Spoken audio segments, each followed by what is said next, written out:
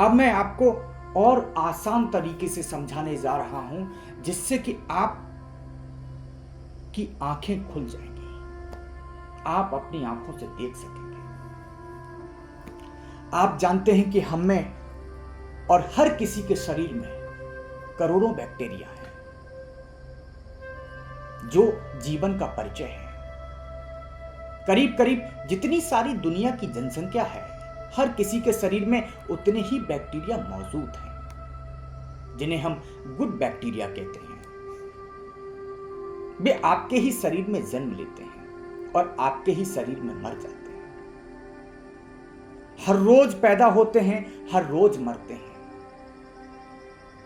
आपका शरीर उन बैक्टीरियाओं के लिए संपूर्ण संसार है।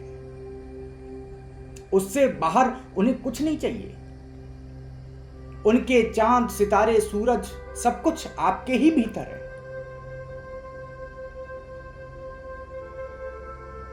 बैक्टीरिया के लिए आप परमात्मा, आप भगवान हुए। बैक्टीरिया के लिए आप भगवान हुए, आप परमात्मा हुए।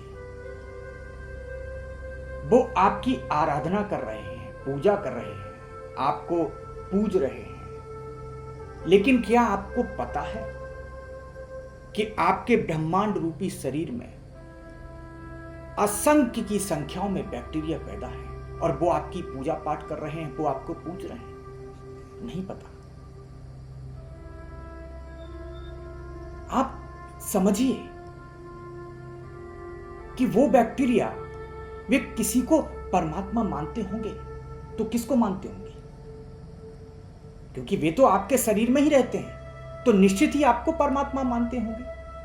अगर वे आपकी पूजा पाठ करने लगे तो क्या आपको उसका कुछ पता चलेगा कि मेरे ही बैक्टीरिया मेरे ही शरीर में पूजा पाठ कर रहे हैं, आपको पूज रहे हैं, आपको मान रहे हैं? जब कोई आपकी पूजा कर रहा है तो क्या उन बैक्टीरिया को कोई फल आप दे पाएंगे? मान लीजिए बैक्टीरिया अच्छे या बुरे कर्म कर रहे हैं, तो आप उनके बुरे या अच्छे कर्म के आधार पर उन्हें आप कोई फल दे सकते हैं या फिर कोई सजा दे सकते हैं? क्या आप उनके अच्छे बुरे कर्मों का कोई हिसाब रख सकते हैं? लेकिन वे ऐसा सोचते हैं तो आपको तो कुछ भी नहीं पता चलेगा। अगर बैक्टीरिया ये सोच रहे हैं कि मेरा हिसाब रखा जा रहा है, तो आपको तो कुछ भी नहीं पता चलेगा। ये ठीक ऐसे ही है जैसे हमारी तरह उनके भी कई धर्म हो। कुछ बैक्टीरिया अपने आप को हिंदू समझते हो, कुछ मुसलमान समझते हो, कुछ बैक्टीरिया ईसाई समझते हो, उन्होंने भी अपना धर्म बांट रखा। लेकिन क्या आपको कोई फर्क पड़ेगा? आपको पता है आपके अंदर रहने वाले बैक्टीरिया का धर्म क्या है? लेकिन वे ऐसा मानते हैं। क्या उनका जन्म और मृत्यु आपके हाथ में है?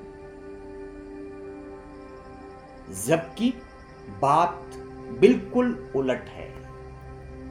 ये बैक्टीरिया ही आपको जीवित रखते हैं।